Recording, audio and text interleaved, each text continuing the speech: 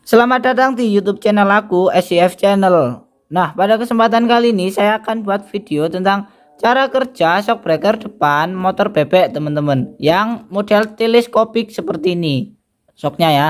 Oke, ini adalah komponennya. Kemudian kita rakit dulu ya. Seperti ini. Ini pirnya itu di sini sulingan.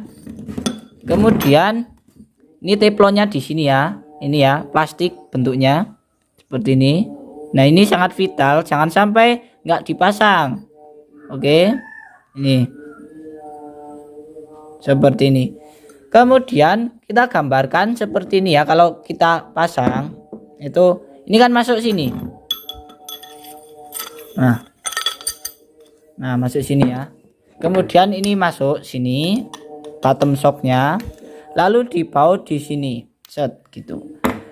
Untuk lebih jelasnya, kita ibaratkan di luar sini. Ini kan seperti ini, teman-teman. Kalau di luar. Nah, ini di kancing seperti ini. Oke, langsung saja kita ke pembahasan.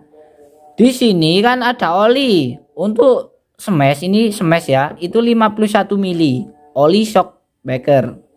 Kemudian ketika shock turun ya, ini kan seperti ini, jus. Nah, maka oli yang ada di sini, di ruangan ini, itu akan naik ke atas melewati lubang sulingannya ini. Nah, melewati ini. Jadi ketika masuk shocknya, ketika motor Anda terkena beban atau terkena lubang, itu masuk jus. Maka oli yang ada di sini masuk ke dalam lubang ini, kemudian masuk ke sini, lalu berkumpul di sana, teman-teman. Nah, oke ya, berkumpul di sana.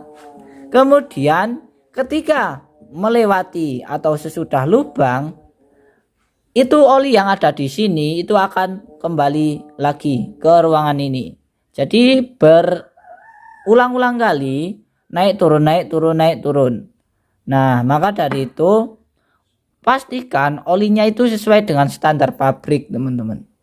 Nah, seperti itu. Kenapa kok bisa naik? Karena ini kan di sini akan menekan. Ini akan menekan, kemudian minyak di sini akan kedorong ke atas. Ke atas sini, kemudian ketika terkena beban, masuk olinya tertampung di sini, dan setelah terkena lubang olinya keluar lewat sini, kemudian seperti biasa tertampung di bottom shocknya ini. Nah, oke, jadi seperti itu. Nah, fungsi teflonnya ini ya, plastik ini untuk apa? Ini untuk membilas sisa-sisa, bahasa gampangnya, oli yang menempel di dinding silinder sana. Jadi ini untuk sebagai ring pistonnya kalau di piston. Nah, ini teman-teman. Jadi membilas ya. Tuh. Nih, nggak jatuh, teman-teman. Karena ini layaknya seperti ring piston. Ini. Nah, kendalanya ketika teman-teman menemui shock depan kok bersuara jeduk. Nah, oke, kita bahas yang bersuara jeduk. Jeduk itu ada dua, jeduk bawah, jeduk atas. Jeduk bawah itu pada saat seperti ini. Oke ya, kita nggak usah pasang dulu sininya. Jeduknya itu ke bawah. Nah, suaranya seperti ini. Jeduk.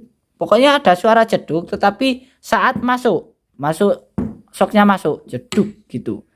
Itu apa yang rusak atau apa yang bermasalah?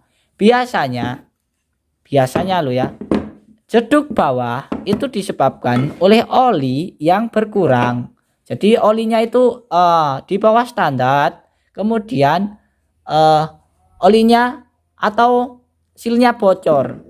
Kalau silnya bocor itu bisa menyebabkan olinya berkurang di dalam tabung ini. Ketika oli berkurang maka menimbulkan jeduk. Oke ya, jeduk. Jeduk bawah. Oke. Nah, untuk jeduk atas itu seperti ini.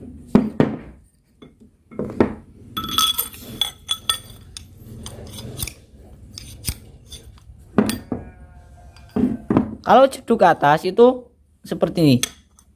Nah, apa yang rusak? Biasanya pernya ini nggak terpasang umpama. Kalau nggak terpasang itu bisa menyebabkan jeduk seperti ini. Kalau nggak terpasang pernya ya, coba.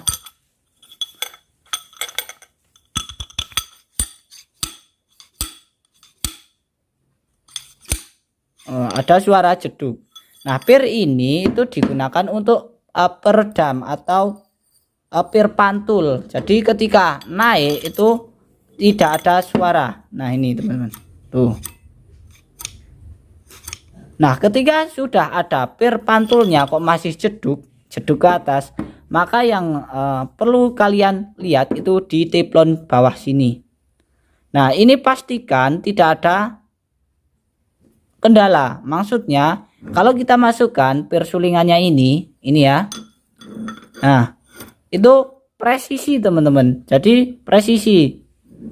Lihat teman-teman. Presisi. Ini ya. Jadi nggak ada celah yang cukup signifikan, ada celahnya tapi sedikit sekali. Itu sangat presisi. Kalau longgar itu biasanya pasti jeduk atas. Walaupun pirnya ini sudah diganti, itu masih jeduk gitu ke atas ya, bukan yang ke bawah. Jadi kesimpulannya ketika teman-teman menemukan sokok jeduk bawah, maka pastikan kapasitas oli terpenuhi. Kemudian setelah terpenuhi kok jeduk ke atas, maka kalian lihat pirnya ini, kemudian teflonannya ini, dan ini teflonan asok breakernya. Nah, ini loh maksud saya, lihat kan tuh. Cara ceknya cukup mudah, cukup seperti tadi ya. Ini kalau digoyang-goyangkan ikut bergoyang dan tidak ada celah yang banyak. Nah, itu teman-teman. Oke, seperti itu.